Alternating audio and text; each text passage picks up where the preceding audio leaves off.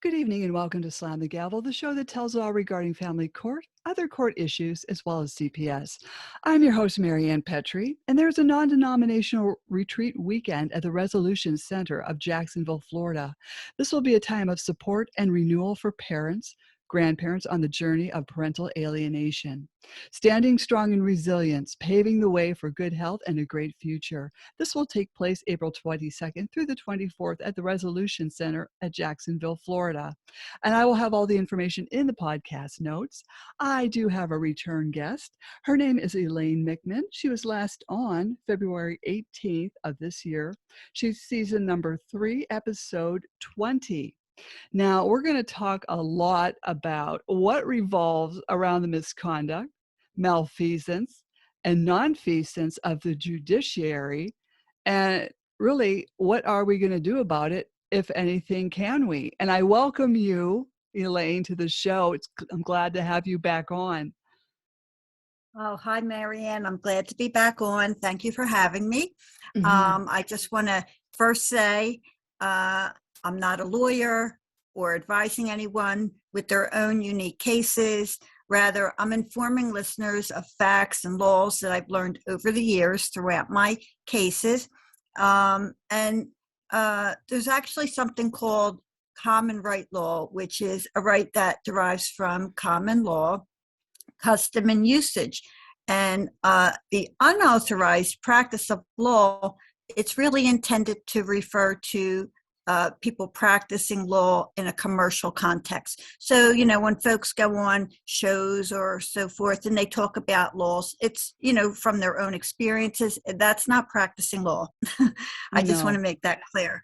Another thing I wanted to point out to people when they have their own cases, even if they're represented by an attorney, and the attorney should know better, but there's something called jeopardizing a case. And that is when you make sure that any cases that you're referring to support your case, that they haven't been overturned.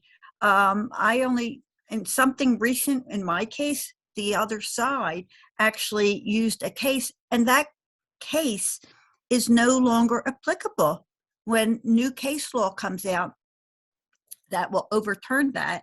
And so you need to use whatever you're using, you have to make sure it's what they call good law. So that's very important.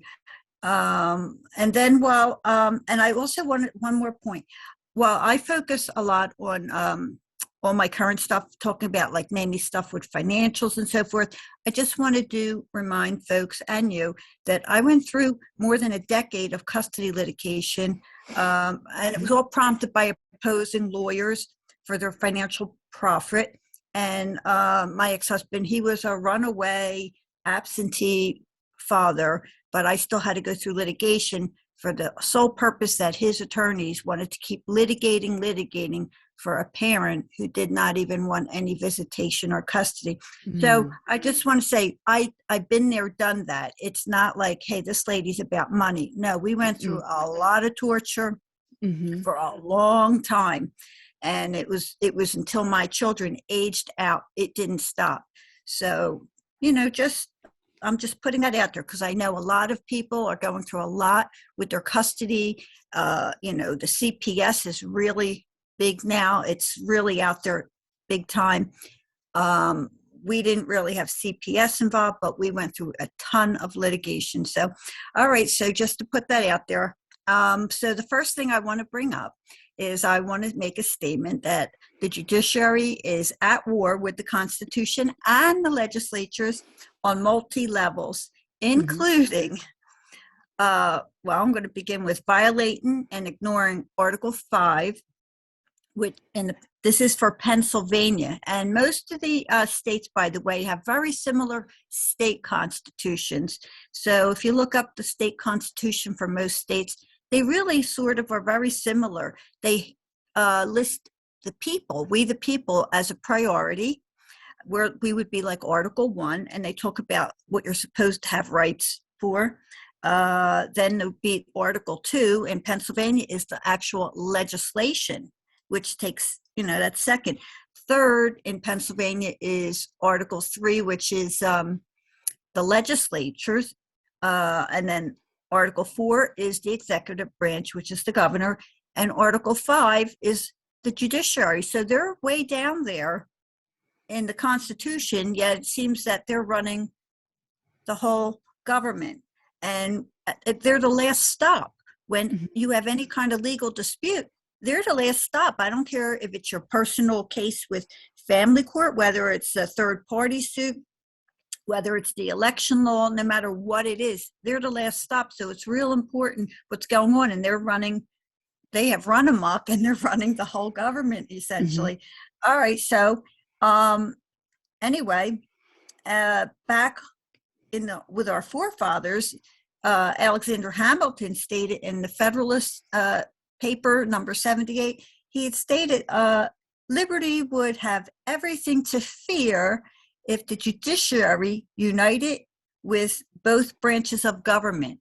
Of course, we know, government, everything sort of has to work together, but it means that they're getting together, let's say behind closed doors, and they're cutting deals with each other.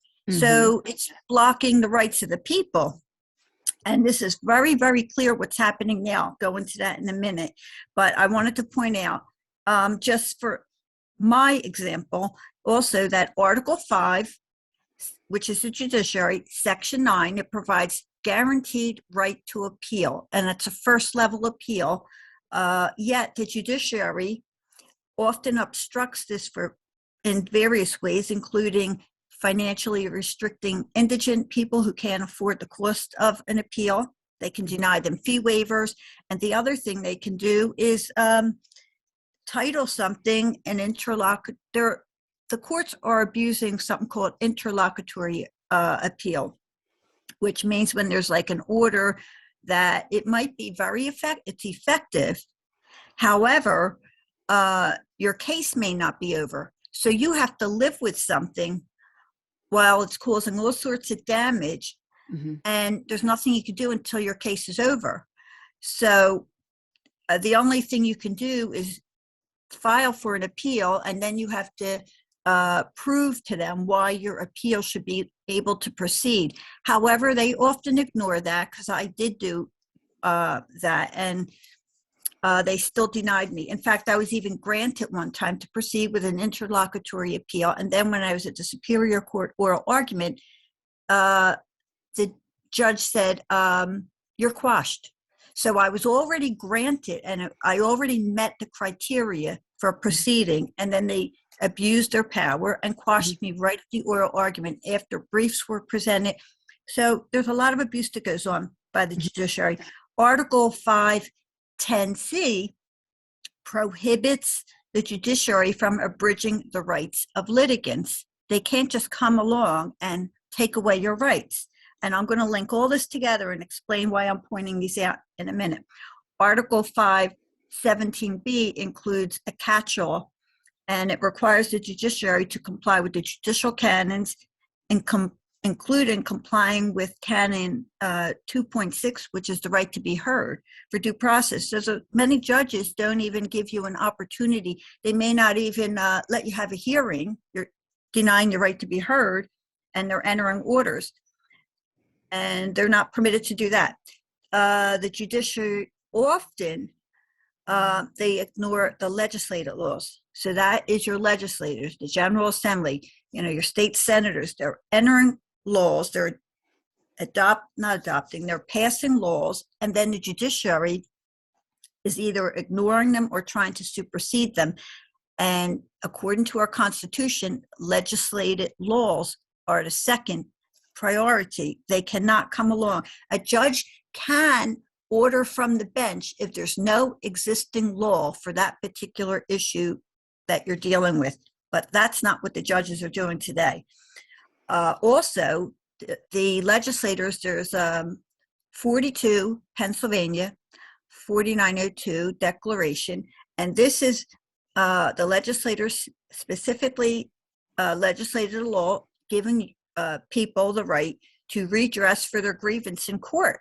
Yet, in my case, of course, the judiciary, they not only violated their own adopted rule, which is 210 Pennsylvania 63.1, it prohibits the judiciary from creating or diminishing rights, yet they ordered away my constitutional rights.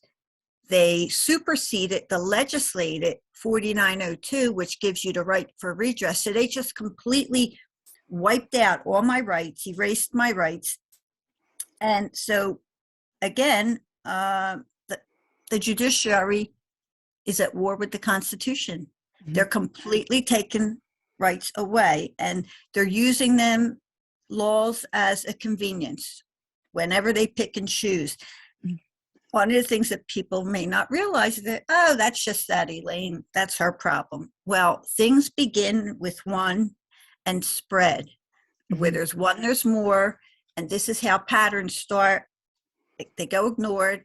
The judiciary gets away with it small time, and then they start ordering it for more and more and more people, and before you know it, it's the norm. Okay. Mm-hmm. The other thing is that when these judges are violating the Constitution, they're violating their oath of office. So they take these official oaths of office to uphold the Constitution, and they're completely ignoring them. Now, this also should provide for them to be sued. When a judge acts intentionally and knowingly to deprive a person of his constitutional rights, he exercises no discretion or individual judgment. He acts no longer as a judge, but as a minister of his own prejudices. Now, this was in a case called Pearson versus Ray, and that's a U.S. case from 1967. And a judge is liable for injury caused by a ministerial act. To have immunity, the judge must be performing a judicial function. So, they cannot, and, I know it's all good for me to read it. It sounds like a great theory. However, if the average person tries to sue the judge, they all claim, oh, we have absolute immunity. And the truth is that they don't have as much immunity as they just say it, and it makes it true. So with that, I wanted to move on. I brought up the last time about the Sixth Amendment, and I sort of kind of was linking it together, thinking of some people that I know. I linked it kind of with these IOLTA accounts. The first, I'm just going to point out the Sixth Amendment because most people think you're entitled to an attorney when it's a criminal matter. Mm-hmm. And by the way, even people charged in criminal acts, it has to rise to a certain level. Like you have to be facing potential prison, a certain level where you're saying that you're entitled to an attorney. Even with that, I remember a number of years ago, somebody was facing criminal charges, and they said the person didn't qualify financially. The person claimed they had no money to hire an attorney. But we automatically watch TV and think that we're entitled to all these rights. And you know what? A lot of times people are being denied. But with the Sixth Amendment, sometimes the courts, they might freeze or withhold a party's money to prevent a party from using their own funds for legal representation. And that's a violation of the Sixth Amendment, even for civil cases. And it's especially egregious when the lawyer has an IOLTA account in the case. So, and you wonder, well, then how can you have an IOLTA? Lawyers often, they can receive money from a marriage, a marital money, and prevent one side from getting an attorney.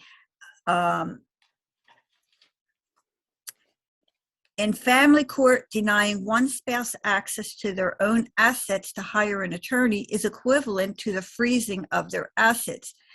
And denying only one spouse access to the marital assets also is, it also, wait a sec.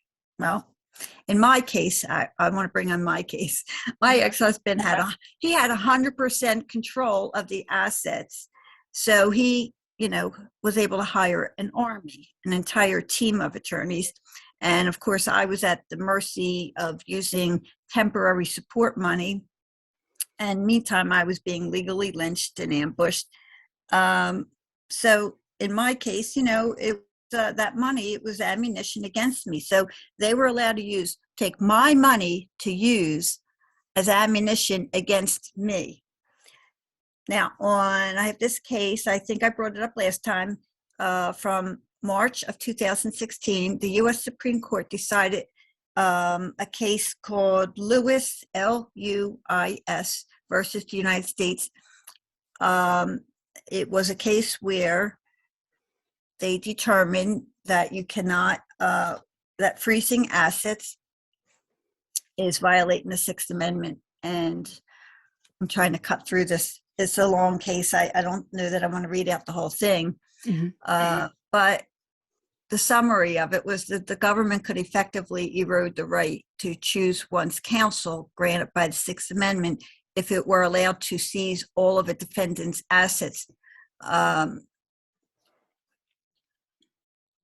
So the court had vacated a lower order in that particular case, and they ordered that a defendant be allowed to exercise their Sixth Amendment right to choose their own attorney. So if anyone wants to go in and read the details of that case, I already gave it, Lewis versus U.S. But I wanted to move on to the IOTA account. I think this is something that most people aren't even paying attention to. And to be honest, I have not done too much investigation in my own case. My case is kind of like really over, but there's a tremendous amount of abuse in these IOTA accounts. And a lot of people aren't even thinking about that. They're worried about the custody of their children in family courts. They're looking at all the financial issues without even recognizing this. And it was only a couple of friends of mine bringing up the IOTA account abuses that brought my attention to it.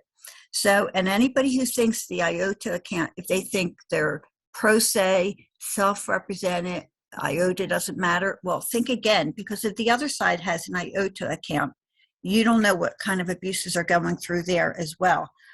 I'm just going to restate, an IOTA account is an interest on lawyers' trust account.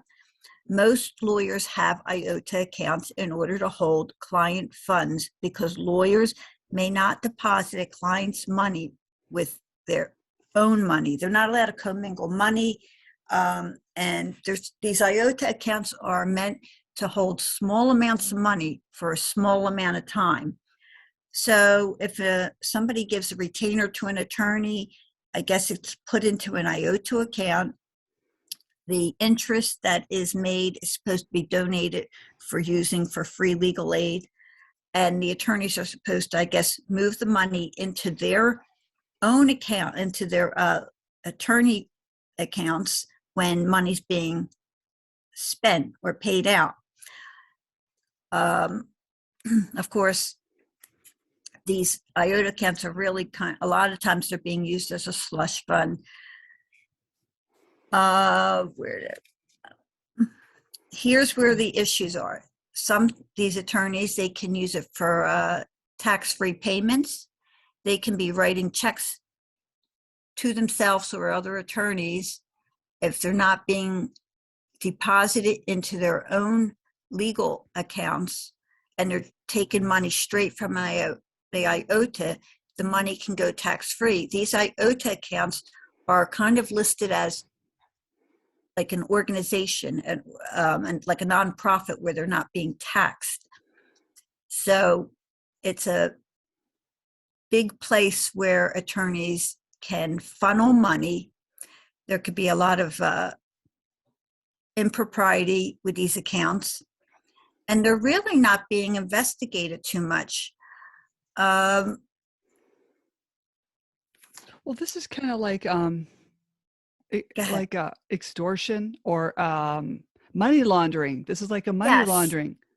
Exactly. In fact, I was going to bring an article up. I didn't get there just yet, but I was going to bring that's okay. No, that's okay. You asked me. Go ahead. There's actually this article called in a paper, I guess it's an online paper, called The Fraud Examiner. In 2016, there was a civil asset forfeiture case by the U.S. Department of Justice. They alleged two law firms held $368 million of illicit funds in an IOTA to launder stolen money from the Malaysian government into the US. And here's what's interesting. One of the law firms that was involved happens to be on the board of advisors for the Pennsylvanians of Modern Courts. So I thought, wow, isn't that interesting? This Pennsylvanians for Modern Courts, which I brought up before, they had that contest, an essay contest. It was due actually on February 18th. They sponsored that contest for law students, trying to come up with ideas to like use social media to convince the public into having confidence with the judiciary. The only reason that would be is because the public has already lost confidence, and that would only be by their own experiences or knowledge. But anyway, so these IOTA accounts are often, they're being used as piggy banks for lawyers. And as I said, they can get paid tax-free. That doesn't mean every IOTA is corrupt. I'm not saying every attorney is. I'm not saying every law firm. I'm just saying it's an opportunity. Now, my experiences have been with all these, I'm calling them robber baron lawyers. I'm sure there was tons of abuses in my case that I didn't even realize. If a lawyer receives more than $10,000 a year from a client, they're supposed to send some an IRS form called an 8300 to the client. I've never received any 8300 forms from any of the attorneys that I had. And I could tell you I was probably spending triple the amount with those different attorneys in a year. Never knew from any of that. As I said, the Pennsylvanians for Modern Courts, their board of directors and board of advisors is comprised of big corporations and law firms. I told you that one national law firm was in that IOTA scandal. Curiously, with hundreds of millions of dollars in that IOTA, they were never prosecuted. But on that, also on the board of directors, there's a bank listed. I'm not saying the bank to you, but anybody can look up Modern Pennsylvanians for Modern Courts. There's a bank on there that they actually were the bank that processed unauthorized transactions and swindled a friend of mine. She got swindled from that IOTA. And when I looked up on the Pennsylvania Supreme Court disciplinary, you can type in like the search bar and write IOTA in there, and it'll bring up all the disciplinary against attorneys who were abusing IOTA accounts. And what was interesting is I just found another attorney used that same bank who was using that IOTA account as their own piggy bank. So that attorney was repeatedly overdrafting on the IOTA account, and they were commingling personal funds. The whole point of the IOTA is that that there's money placed in there, let's say a retainer from the client. How can you overdraft? You're supposed to have the money in there, and then checks are written when something's needed for that client. So there's a lot of abuse going on. Anybody can, again, you can go in probably to wherever, whatever state you're in. We're in Pennsylvania, but look up on your disciplinary for the attorneys. They probably have some search bar, look for the IOTA, type in there, and it'll bring up a long list of any disciplinary action that was taken against an attorney with these IOTAs. I think it's a really a bigger problem than most people realize. And it really, there's probably a lot of things that people could do, bringing up, but it needs investigation. The problem, again, is when you ask for investigations, you can't get anywhere. You come back to all these oversights that are ineffective. And I'll get to that again. I'll get to that further down. I want to also jump to judges that I call it hijack a case. Some people they do something called judge shopping. So you can have an assigned judge to your case, yet some other judge shows up. I had a judge who presided over my divorce trial. He had been rotated off of my case. I didn't know all these things at the time. And when I had an appeal attorney come in to do appeals for me, that attorney questioned me, why was the other judge on the case, that judge had been rotated out of my case and rotated out by court order. Judge kept showing up, sat on my trial. He was doing all sorts of abusive things. I could go on. And it was not until I filed a Judicial Conduct Board complaint. The day they opened that complaint, the judge withdrew from the case. A phone call circulated to everyone involved in my case that he would no longer be on the case. Yet, for 3-4 months later, that judge starts entering all kinds of orders in my case. Again, he had no subject matter jurisdiction. And when a judge does not have subject matter jurisdiction, they're supposed to lose immunity and be subject to being sued personally.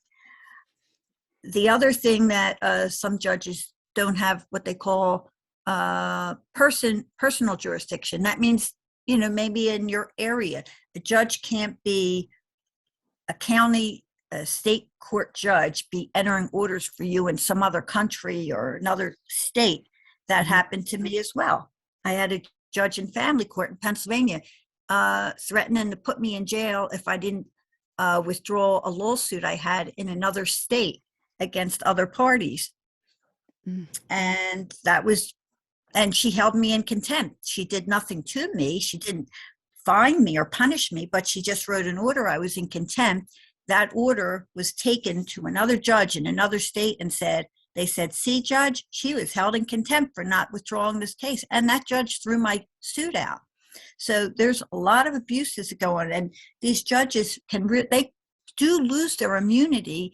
If you look at the laws, the textbook, it's just that everyone is brainwashed into thinking that these judges have absolute immunity. Well, they do when they're entering laws. If it's a judicial function and they're following the law and they have jurisdiction over your case. One of the things when you file an appeal, like one of the first pages in your appeal is you have to say that the appeals court has jurisdiction. If you don't have jurisdiction, then nobody has a right over that. You have to have the ability to make a decision on a case and to oversee it for an appeal. Most people aren't recognizing this. All right. Well,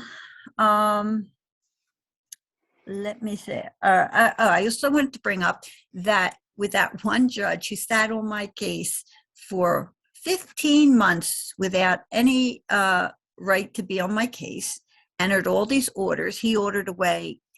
Entered orders that where my minor children, they were 10 and 13 at the time, my youngest, they ended up having to pay their father $249,000 of child support. So the minor kids had to pay their father $250,000 of child support. Yeah, you heard me right. Children, how did that happen? No, the children didn't write a check. They just garnished money that was due to the children.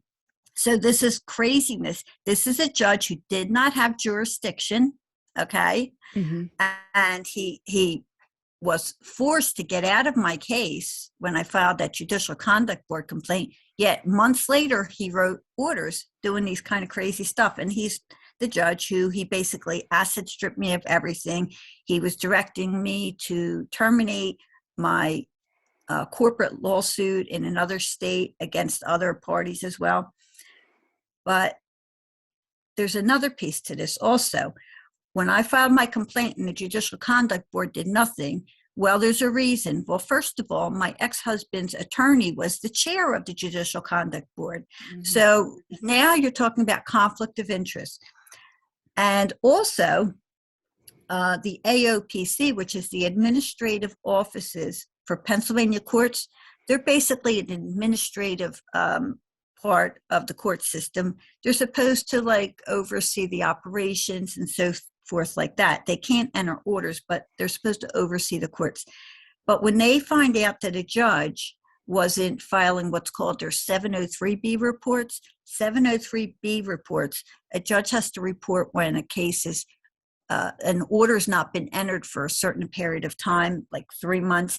And if the case is, let's say, on a stay, if there's an appeal out there, everything stops for a while, a judge may not be able to proceed and they have to, so something may go unresolved. But if there's no reason and the judge is just stalling a case for a certain period of time, they have to report this. And if they're not reporting it on those 703B reports, the AOPC is supposed to file a judicial conduct board complaint against the judge, and they did not. And what was interesting is that this newspaper wrote an article using my case. It was a small paper called the Independent Gazette, and they were like in northeastern Pennsylvania. So they wrote this article called Millionaire to Welfare, and it described the lack of oversight and ineffectiveness of the JCB because of the conflict of interest with sitting judges, privately practicing attorneys, and I'll bet you that any of the lay people, they're all politically connected. So, I'm going to get later on, I want to talk about legislation, but before I get there, I'm not as well organized today, unfortunately, but I do want to point out something else with the judges, something called coordinate jurisdiction. That is also known as concurrent jurisdiction or overlapping jurisdiction. And by the way, all these things I'm bringing up are things that I found in my own case. So this coordinate jurisdiction means that another judge of the same level can't come along and overrule another judge's decision. So this was, I had a child support hearing that was scheduled by court order from one judge. Then the judge ends up getting rotated off my case. Another judge comes along, and that judge is denying me the hearing. So they didn't have the right to do that. They're overriding the jurisdiction of an equal judge. It's not like you go to the appeals court and they overturn and reverse something. And this happens, I say, an awful lot. I had a judge who gave me a fee waiver for proceeding in court, and it was on a civil issue. In the same courtroom, in the same courthouse, 17 minutes later, another judge denied me IFP, which is a fee waiver. Now, how can that be? The reason I had a second judge is because one issue was from family court, the other was civil court. And in Montgomery County Court, they do everything backwards. If you went into Philadelphia court, in common pleas, I'm not vouching for their operations, but the one thing they do correctly and economically and efficiently is determining fee waivers for people. It's all administrative kind of in nature. And once you're granted IFP, that's it, unless you have a change. Whereas in Montgomery County Court, you might have 3 things to file. You have to do a different application right there at the same time, a different application for each item you're filing, which is ridiculous. It's just outrageous. But, for people, maybe, a lot of these things people are encountering themselves. They just don't have a name. I'm basically giving a name for these different things. When they say, hey, I went before Judge so-and-so, where's Judge so-and-so? Another judge comes along of equivalent authority and is entering some other order or turning it backwards for no other reason. When new information comes along, they can. If there's something, I had a case where I was under what's kind of like a gag order. It was called a motion in limine. And later on in the case, there was information that came out that gave reason for that motion to be vacated. So in that type of a matter, another judge of coordinate jurisdiction can come along and reverse, but there must be new information for that, not just it's not just you go judge shopping and find another judge with a different decision. So in my case, it was always about the judge shopping. The other side is going to go find a judge. They don't like an order that was entered. Go find another judge. For some reason, they show up when a different judge is assigned. They don't want that order. They don't want that judge. They go find another judge who will give the order that they want. There's another few things that, another few group of words I'm going to bring up. And again, these are all things people are encountering. They just don't maybe have an actual name and label for it. Nonfeasance, malfeasance, misfeasance. And I bet most of us, we're subject to this on a regular basis and don't even know it. We just talk in plain language, knowing that something's incorrect. Nonfeasance is the omission or failure to perform an act that is required by law. And it's not just the judiciary, it could be anywhere, any place in the government where you know that they're not doing what they're supposed to do by law. They're just doing whatever they want. People get in these government jobs, these power positions. They may not be high paid, but they're in power positions. They don't follow the law, the rules. Then there's malfeasance. Malfeasance is wrongdoing, especially by a public official. The performance by a public official of an act that is legally unjustified, harmful, or contrary to the law. And this wrongdoing, especially of an act in violation of public trust. My big example is when the director of the domestic relations tampered with the computer system and put a false $550,000 entry in there. It was unlawful, not just against state law, but federal regulations and codes. This is major malfeasance. But there's nobody to go to who will do anything about it. And believe me, I've gone outside the state, and not only could I not get anything done, but this director ended up retiring in July 2019 with a nice pension, and now he is working in Lancaster County. So, with domestic relations. So these people get away with things. There's no oversights. The third one, which is called misfeasance, it's conduct that it's lawful, but it's inappropriate. So, there's certain people in positions, and it could be anywhere. It doesn't have to be the judiciary. It could be the executive, working in the governor's area. It could be anywhere. It could be legislators, anybody. They're not doing what they should be. Well, this brings me up to legislation. So when we're talking about the judiciary, there are so many issues, and everybody has their own cases, and they know all sorts of things are happening, maybe that are improper, illegal, whether it's nonfeasance, malfeasance, misfeasance, whether they were violated with coordinate jurisdiction, whether a judge didn't have the subject matter jurisdiction or personal jurisdiction, whether there was all sorts of other, improprieties. So what do? We have to go file a Judicial Conduct Board complaint. Now, where are we going to? We're going to a conduct board that is comprised of sitting judges, privately practicing attorneys, and politically connected lay people. Where do you think your complaint's going to go? 99% of JCB complaints are dismissed. I can't believe that 99% of these complaints are frivolous. It's just not the statistics. The chances are impossible for it to be like that. There is a current bill, and I've gone to legislators for years, and it goes nowhere.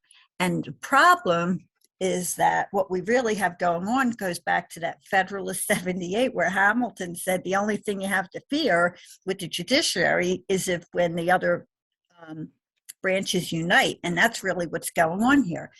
Right now, we have bill in Pennsylvania, 1909. So anyone listening, Pennsylvanians, they have bill 1909. It was introduced by legislatures, and here's where it is really bad. It's actually seeking reform to expand the JCB. They want to expand from 12 members to 18 members. That's bad. I'm going to tell you how it's bad. They are expanding the network of people for connections.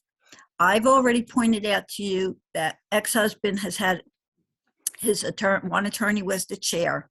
That it didn't end there. Oh, the chief, I'll get to that in a minute. The chief, the former chief of the JCB was a major conflict as well. My suggestion to the legislator was it has to be completely abolished as it is, because the JCB isn't ineffective, it's dysfunctional, and you can't have, it must be completely independent of the court system, completely. And there's no reason to have a judge or a lawyer on there. This could be all administrative. Think about this, Maryann. You know how many people have got to go to court and self-represent, not because they want to, because they don't have the financial ability. The court system doesn't mind any of us folks self-representing pro se. We're not lawyers. We didn't go to law school. That's just fine and dandy that we have to go to court, represent ourselves, putting our whole life on the line for certain things, and we're not lawyers. So if they can expect us to go to court without any representation, often violating the Sixth Amendment, we can't access our own money, then why do we need to have a lawyer or a judge presiding over these complaints? All you need is a clerk, an intake clerk. It could be so simple. All you do is you file your complaint. As long as you have supporting documentation of the misconduct, then a clerk could check off on a form and send it to the second level, and maybe somebody with paralegal background or they're educated in that area, they can review it. If the judge did it and there's supporting records to prove it, they're guilty. The other thing a lot of people don't know is that JCB, they mislead people into thinking that they review all these complaints. The only thing I was told by the chief several years back, the only complaints they really look at are if a judge did something that's kind of rises to a criminal nature. So when a judge violates the canons, they don't think of that as a criminal. If the judge doesn't follow the Constitution or the law, they don't think of that as criminal.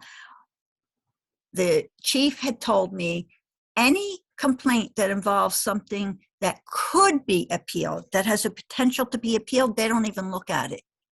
So there's a lot of people who don't have ability to appeal. There's people who can't afford it. They can't afford an attorney. They can't do it legally. There's people who are financially restricted from appealing. And that is unfair and unreasonable to put an entire group of misconduct, violations of the canon, violations of law, legislative law, violations of the Constitution, put that on a litigant to have to appeal it. And even when you file an appeal, there's a lot of appeals that are meritorious that are denied. You may not be wrong, but they deny you on some technicality or something. So there's no reason why it can't be administrative in nature. The JCB must be completely independent. There's no reason that they shouldn't be reviewing appeals for all misconduct. And the other thing, they cannot have, so the JCB should not have any sitting judges. It prevents a conflict of interest. I can't tell you how many judges have been on who presented conflicts. I had a judge who presided over my mother's estate in probate. A month later, she became a Superior Court judge when I had an appeal pending. And then I don't remember the exact year, she was on the JCB.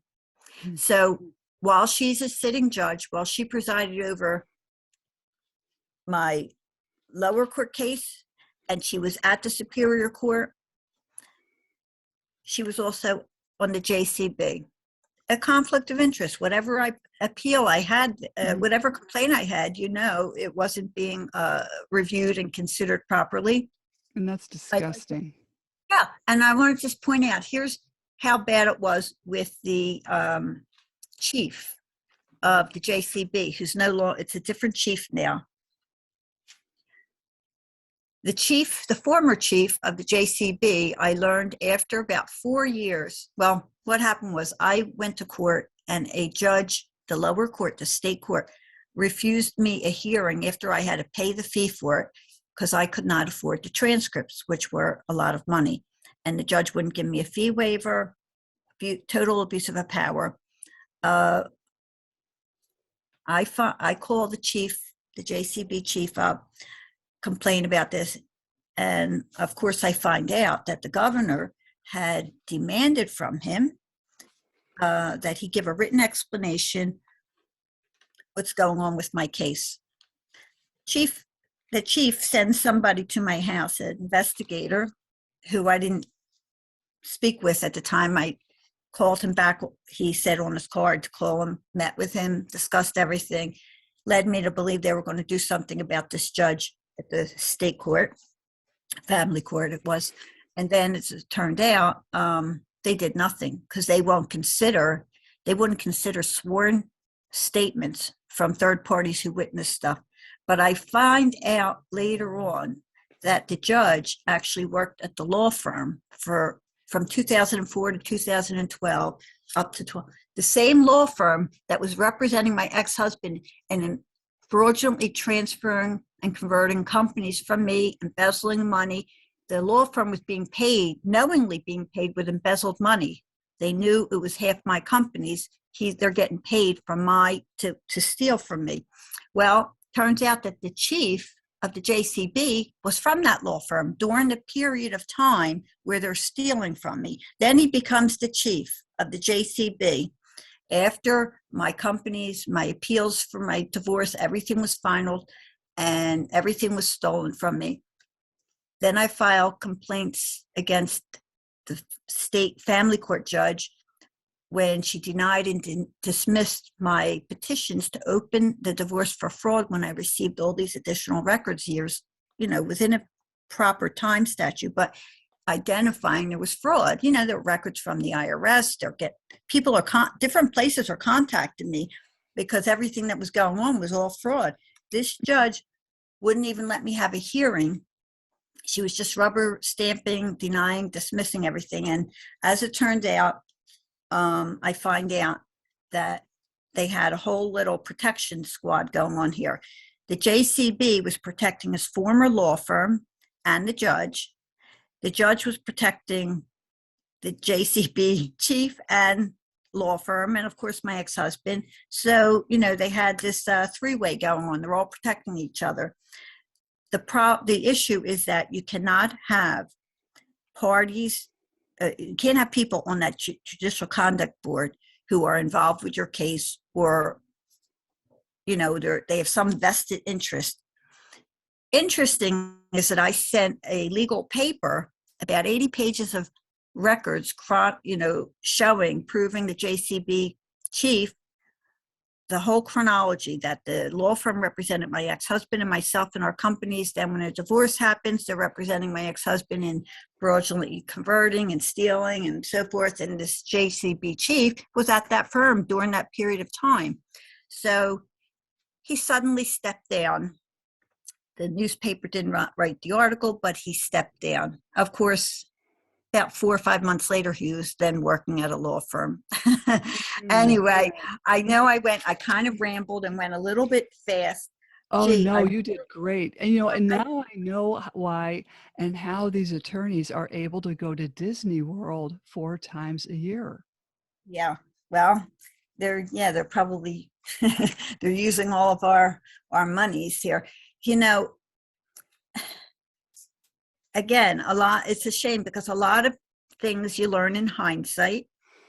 And the point is that we don't have anywhere, there's no effective means to complain to, because all of them, then they're on the same side, okay? And even if you file an ethics board complaint, you can't get anywhere. They just, there's nowhere to turn. And you can't go to the police, you can't go to the FBI, they all send you back to the court system.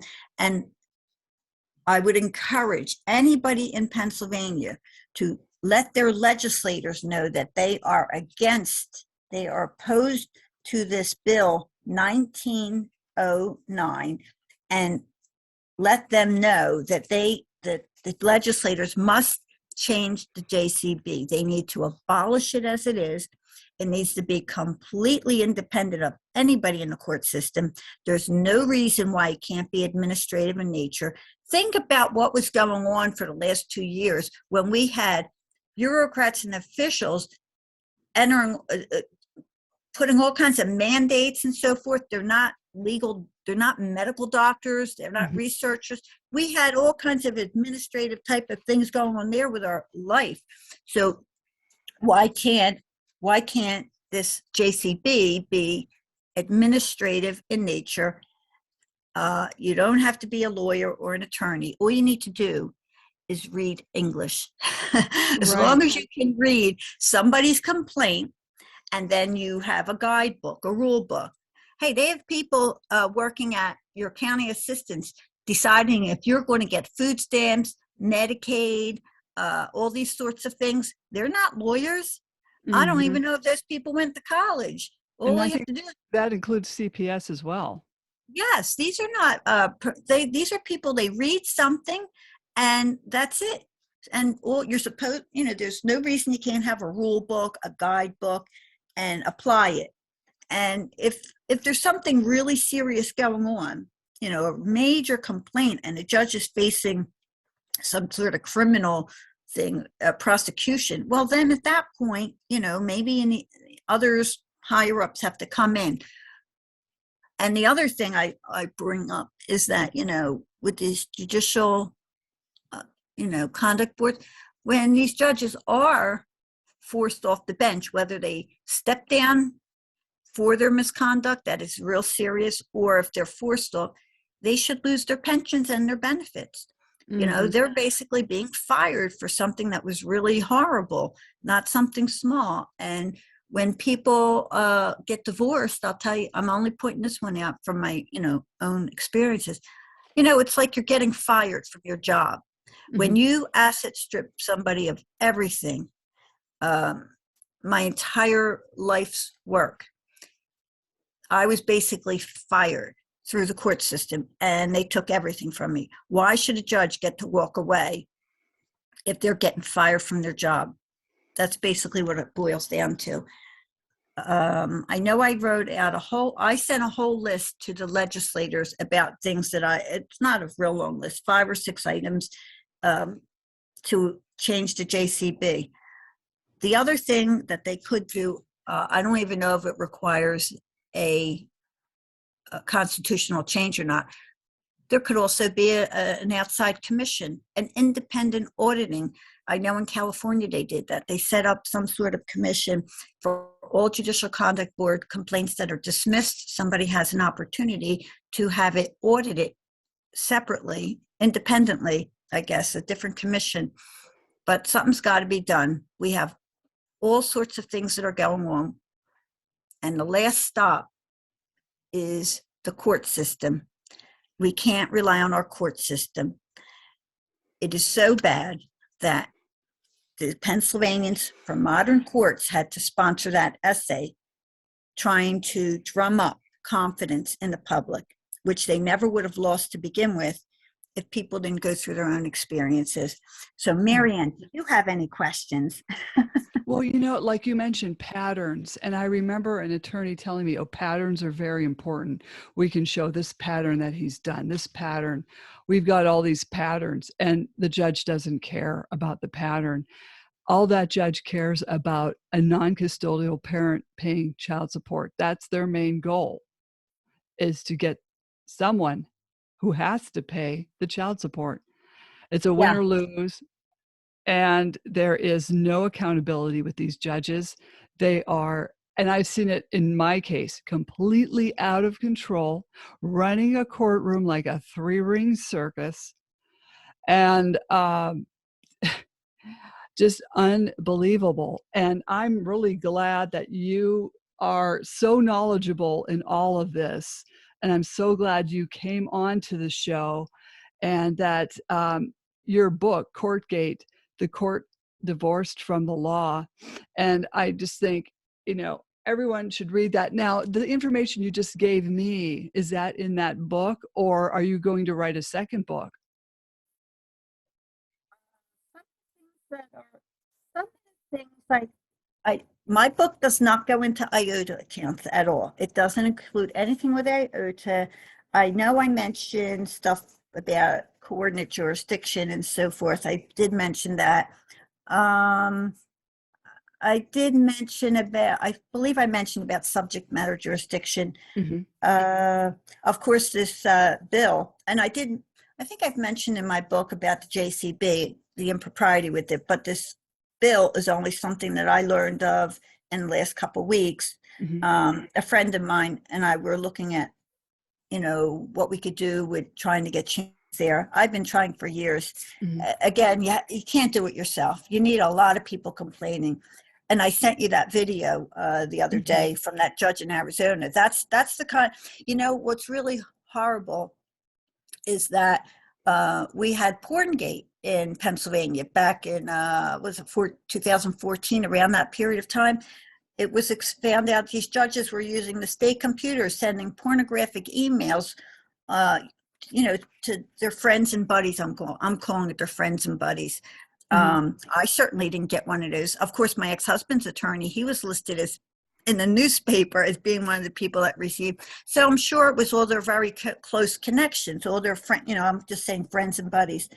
But there was about 13 different judges who were never disclosed. It was found out, it was learned about in that Gansler report that was done when the former state attorney general hired that law firm.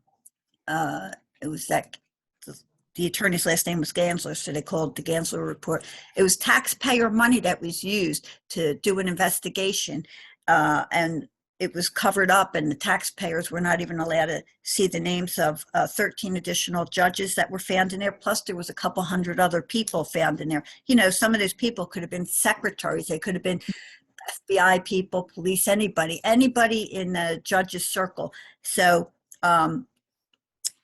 we never found out about that. So these people get to continue staying on there when they're doing all sorts of stuff. These judges, while they're sitting on I sent to the listeners, I sent Maryann a video. It shows this judge who was in Arizona while she's sitting on the bench sending all these horrible email pictures. I'm not going to describe it, Maryann, it's up to you. If you want. I'll put it in the podcast notes because she was putting up memes and, mm-hmm. all sorts of derogatory things about, litigants and people. This has to be looked at. Yeah, like a naked picture of someone and saying, this is what this person probably looks like. I mean, horrible, right. Terrible. And then the scary part was she stepped down from the bench when all this was coming out, and then she became a prosecutor. Oh my goodness, what is happening to this nation? Right. So Maryann, can I let people know that for my book, Courtgate, it's always free for Kindle members, but also if they want to get the eBook, the one that you download or read on the computer or your phone, it's the regular price is $4.99. The paperback is $13.99. But I was thinking for about for this particular time I'm on your show. I was going to suggest if 10 people email me a request at courtgate@yahoo.com, I will run a free ebook promotion this weekend. So all it has to be is 10 people who will contact me. And if it could be 5 people who ask another friend, if 10 people, a total of 10 email me at Courtgate, COURTGATE @yahoo.com, I will run a free promotion this weekend. I'll probably do it on Saturday. I'm not sure if people would prefer to do it on a Saturday or a Sunday. What do you think, Maryann? Saturday or Sunday? What would you say? How about could you do Saturday and Sunday? I'm just going to do one day this. Oh, how about Saturday? Saturday would be cool. Saturday? Okay. Yeah. So if 10 people or, if at least 10 people email me a request, I'm just thinking if, there's enough people that want it, then I'm going to run a free promotion again. And I will, and anybody and how will they know? If anybody emails me the request, there's, enough people send me a request, I will send them a reminder. I will email them back a reminder and say, hey, it's on promotion. So, because I know last time I ran a promotion for a weekend and it was a holiday weekend, actually, somebody was really upset they missed the promotion. And I told that person, I will let you know the next time. So, yeah, I guess that's kind of it. I'm really, I really kind of want to help people, inform people. I'm not a lawyer again, just based on my own experiences and experiences that other people have shared with me. But we really need really big change with the judiciary. That's the last stop. And our legislators, they're the people who can do it. They're the only people who can do it. So you got to put your pressure on the legislators, and it's really hard to do it by yourself. You got to get groups of people, get all your friends and buddies, get your email chains together. Exactly. All right. That was excellent, Elaine, and I'd like to have you come back on again because your knowledge is just awesome. And don't jump off, okay? Slam the Gavel is a podcast to help the public understand what really goes on in these family courtrooms. I'm your host, Maryann Petri, author of Dismantling Family Court Corruption, Why Taking the Kids Was Not Enough and Cry Out for Justice, Poems of Truth. Join us again here with Elaine Mickman in the future and other exciting guests. Thank you again, Elaine. Thank you. Thank you.